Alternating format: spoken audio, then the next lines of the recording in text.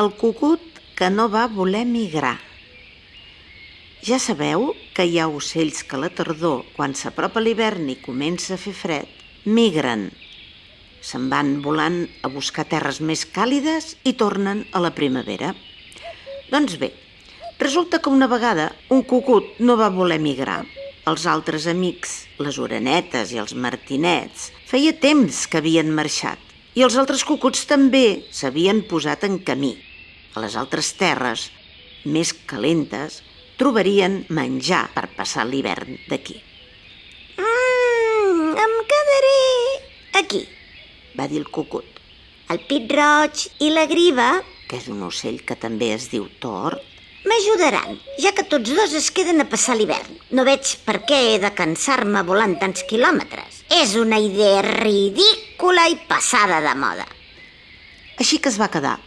A la tardor els dies encara són lluminosos i càlids, però les nits ja són fredes. El cucut va trobar un lloc en una paret coberta d'heura i s'hi ajocava cada nit. Ai, que llest que sóc! Va pensar. A ple sol hi ha molts insectes i a l'heure també. I s'ho passava d'allò més bé capturant-los i menjant-se'ls. Per això va engreixar-se molt i molt. Ah, noi, però van arribar les glaçades. Feia fred, molt de fred. L'heura es va assecar. Les mosques van desaparèixer. No hi havia papallones. Les abelles es refugiaven als seus ruscos.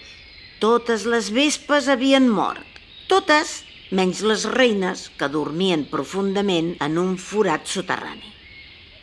El cucut no trobava per menjar i es va aprimar i debilitar molt. Sort que un dia va arribar a una caseta de camp, on hi havia i vivia un rellotger, un home que arreglava i feia rellotges. El cucut va entrar buscant una mica d'escalforeta i va mirar com treballava el rellotger. Deixa'm viure amb tu. Puc cantar-te l'hora quan vulguis saber-la. Va dir el cucut. El rellotger es va posar les ulleres i va mirar el cucut ximplet.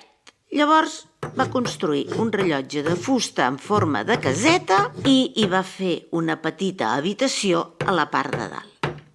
Mira, Va dir-li.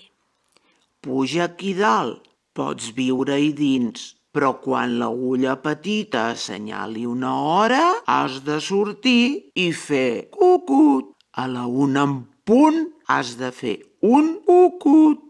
A les 2, 2. I així successivament fins a arribar a 12. Ho has entès? Sí, moltes gràcies!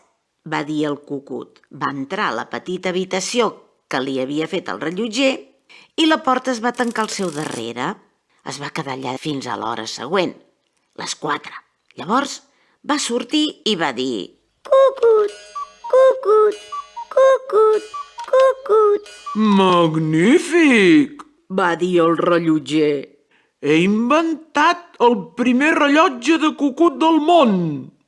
I ara ja sabeu com es va construir el primer rellotge de cucut. Si no n'heu vist mai cap, digueu als vostres pares que us ajudin a trobar-ne un.